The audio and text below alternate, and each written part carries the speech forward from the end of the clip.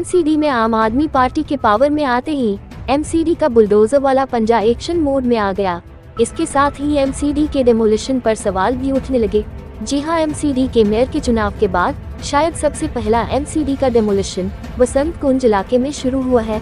हालांकि ये डेमोलिशन सिर्फ एक बिल्डिंग के लिए किया जा रहा है और पीड़ित पक्ष दिल्ली सरकार पर गंभीर आरोप लगा रहा है। बसंत कुंज का यह इलाका राम मंदिर रोड है। इस इलाके में ज्यादातर फार्म हाउस है। यहीं पर एक नेवी से रिटायर्ड एक सैनिक अपने जिंदगी भर की कमाई लगाकर यह जमीन लेकर उस पर मकान बना रहा था, जिस पर एमसीडी ने अपना बुलडोजर चलाकर उसे तोड़ने का काम शुरू कर दिया है। पीड़ित सैनिक का आरोप है कि उनकी जमीन के ठीक बगल में दिल्ली के कैबिनेट मंत्री कैलाश गहलोत की यह प्रॉपर्टी है और उन्हीं के कंप्लेंट के बाद उनके मकान को तोड़ा जा रहा है। पीड़ित सैनिक जिस जमीन को कैलाश गहलोत का बता रहा है, आरोप है कि कैलाश गहलोत की जमीन और सैनिक की जमीन का खाता खेसरा एक ही है और दोनों ने कुछ साल पहले एक मालिक से ही जमीन खरीदी थी।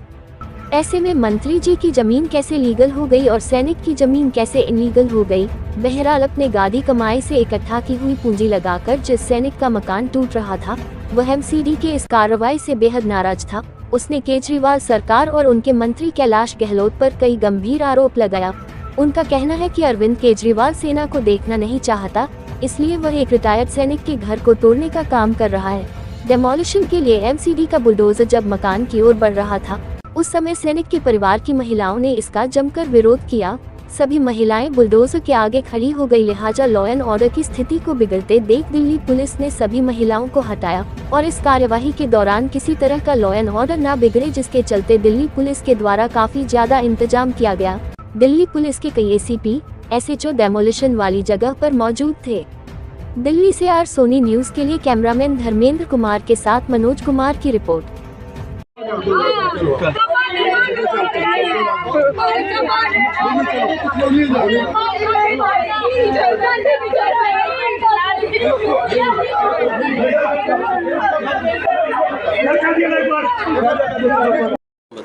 मेरा सुरेंद्र पहलवान नाम है और भारतीय नौसेना से रिटायर है। जी, आप सेना से रिटायर्ड हैं? हाँ जी।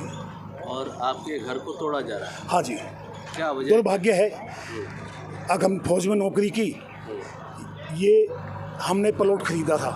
दो भाई हम नेवी से रिटायर हैं। ये प्लॉट खरीदा था हमने और उधार भी लेकर खरीदा है, कर्जा लेकर खरीदा है। हमारे प्लॉट के आगे दिल्ली सरकार के मंत्री कैलाश गहलोत का ये है, जो आप देख रहे हैं, ये कैलाश गहलोत का है। तो कैलाश गहलोत नहीं चाहता अब मेरे आजू बाजू कोई फौजी रहे। उनको फौज से इतनी चिड़ और नफरत है, वे चाहते नहीं अब कोई फौजी हमारे आगे पीछे बगल में रहे कोई। ये कहानी है।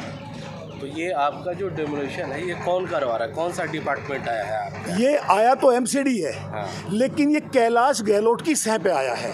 कंप्लेंट है लिखित में? लिखित में कंप्लेंट है उसकी। और सवेरे से एमसीडी वाले आगे खड़े हुए थे। उन्होंने सवेरे, हमने जब टाइम मांगा, क्यों हमारे को कोई शोकेस नोटिस नहीं है, हमने जब उनसे टाइम मांगा, शोकेस नोटिस बस था ही नहीं, तो उन्होंने हमारे को 4 दिन का टाइम देके जाने के लिए तैयार हो गए थे। कैलाश गहलोत ने फिर हाई अथॉरिटी से फ़ोन करा दिया, बोला नहीं तोड़ के आओगे।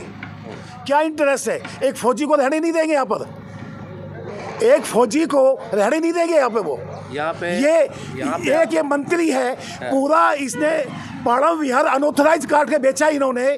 और आज एक फौजी ने इसके घर के मकान के साथ में प्लॉट ले लेके बढ़ा रहा है रहने के लिए, तो एक फौजी को रहने नहीं देंगे ये। अगर आपका मकान इनलीगल है तो क्या ये लीगल है? ये अनलीगल। ये एक ही खसरा नंबर है, एक प्लॉट है, एक खसरा नंबर है, एक मालिक से खरीदा है। एक हिस्सा इसने खरीदा है, एक हमने खरीदा, पीछे एक दूसरे ने खरीदा है। ये एक ही मालिक के बेचे हुए, एक खसरा नंबर, एक प्लॉट। ये सब आपने एमसीडी को नहीं बताया? हमने सारी चीज़ बताया। एमसीडी सुनने के लिए कोई तैयार नहीं है। एमसीडी में दिल्ली सरकार है और दिल्ली सरकार का ये प्रेशर है, आगे इसको तोड़ के आई। कितने साल आप फौज में नौकरी किए थे? मैं 20 साल नौकरी करके आया हूँ फौज में। 20 साल नौकरी करने के बाद में आपने जमा पूंजी से आपने ये घर बनवाया? रिटायरमेंट में मिलता क्या है, 3-4 लाख रुपए मिलते हैं। 2 भाइयों को फंड से मिलके और भाई से उधार लेके हमने ये लिया है। उनका भी पैसा देना, आज ये मकान तोड़े चले जाएंगे। क्या गया कैलाश गहलोत का? कैलाश गहलोत ने दुनिया भर की पाड़व विहार कॉलोनी काट के बेच रखी अनऑथराइज। वो अनऑथराइज नजर नहीं आई। ये खुद बैठा हुआ है बास्टर्ड। मैं बास्टर्ड कहता हूँ, केस कर रहे हो मेरे ऊपर। और ये यानी कि इसको अपना अथोराइज नहीं दिखाई है, अनऑथराइज नहीं है इसका, ये अपने को तोड़वाए पहले यहाँ से और फिर पीछे जाकर तोड़े वो। केजरीवाल और उनकी सरकार कहती है किसी का भी घर नहीं तोड़ेंगे, लेकिन एमसीडी में आते आते उनकी कथनी और करनी में अंतर हो गया। आप देख लो, करनी कतरी में बिल्कुल सरेआम देख लो आप। मेहरौली के तोड़े आता है एक साथ, आज ये उसका अपना अथोराइज हो गया और हमारा इसके पीछे वाला अनऑथराइज हो गया। आपका घर तोड़ा जा रहा है? मेरा घर, हमारा घर, क्योंकि हम फौजी, हम कुछ बिगाड़ ही नहीं सकते उनका। कहाँ जाएंगे हम, कहाँ टक्कर मारेंगे? दीवार में सिर मारेंगे, अपना सिर फोड़ेंगे हम, मकान भी तोड़ेंगे और बैसर भी फोड़ेंगे हम। चलिए ठीक है, और ये कैलाश गहलोत नहीं, दूसरे तरीके से ठीक है। ये